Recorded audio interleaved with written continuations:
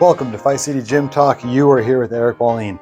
Today we just finished up week 3 of dieting. We're going into week number 4.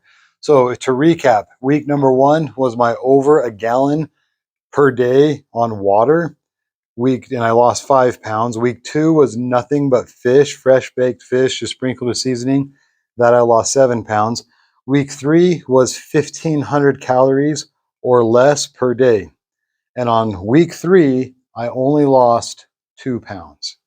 Now, I will admit I didn't always just do 1,500 calories. I always did less than 2,000 calories, but I was maybe sometimes a little bit more than 1,500. So this is a little bit depressing to me. In week 3, I felt like I really dieted hard and I was always hungry. I always wish I had more calories in my system, but I still only lost 2 pounds. And honestly, I think this is where most people start to give up on their diets because they've done 3 hard weeks. Week 1, they'll lose a lot because they haven't dieted, they haven't changed their diets, their workout behaviors, anything. And so they see big results on week 1. Week 2, they're still kind of living on those big results off week 1, and they're also getting some pretty big results on week 2. Week 3, we're starting to get down to the bare minimum of what's left over in the body, and we're starting to cut only fat. Well, fat is really hard to cut. So the fact is, I'm a little depressed because I'm like, man, I wish I could just go 5 pounds, 5 pounds, 5 pounds per week. But the reality is, I'm now only down 2 pounds. So what I'm saying to those that are dieting with me, if week 3 you didn't lose that much, it's very normal. It's okay. If you only lose 2 pounds a week, that's fine. We're still better than gaining 2 pounds a week, and we're also better than plateauing. But the fact is, if you want to see results, you got to continue to push and continue to cut just a little bit more, a little bit more, a little bit more. It is depressing, and in my mind, I'm like, oh, how many weeks am I going to have to do this? But it's really kind of the give or take on both sides of the diet. If you go super extreme, you only have to diet for a short period of time before you end up reaching your goal. My goal is 40 pounds. If I go super extreme, I might be able to do this in a month, but I don't want to do it in a month. I want to be able to create a new lifestyle of healthy living over a long period of time. So in my mind, it's like if I can introduce diets into the way I live, I'm more likely to continue with those diets after I've reached my 40-pound goal. And then I can just introduce these diets every once in a while and plateau and stay my goal weight of 185 and just stay at 185. Next thing you know, I'm getting up to 192, 193, and I'm like, hey, let's put in one of these diets. And next thing you know, a week or 2 later, I'm back to 185.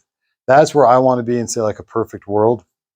So once again, keep your head in there. Now, moving on to diet number 4.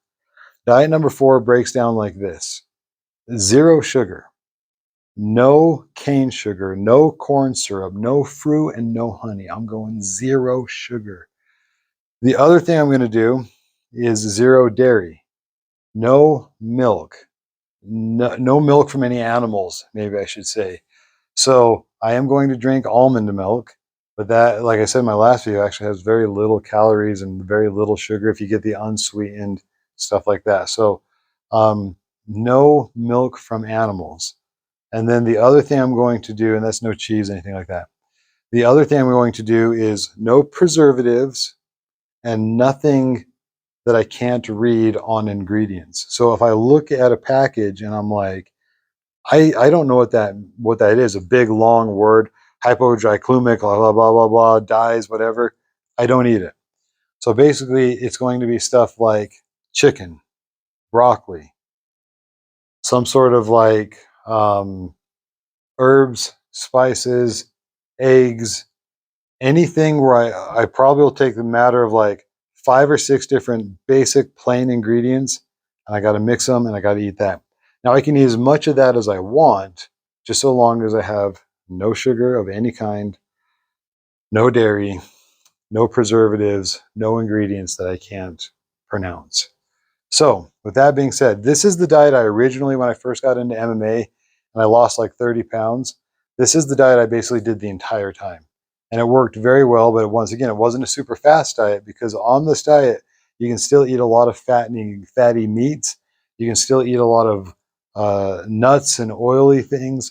So there are ways to kind of stay fat on this diet. But the thing is, with no preservatives and no sugars coming into your body, this diet ends up working really well. So, like I say, week number 4, sugars, dairy, preservatives, out.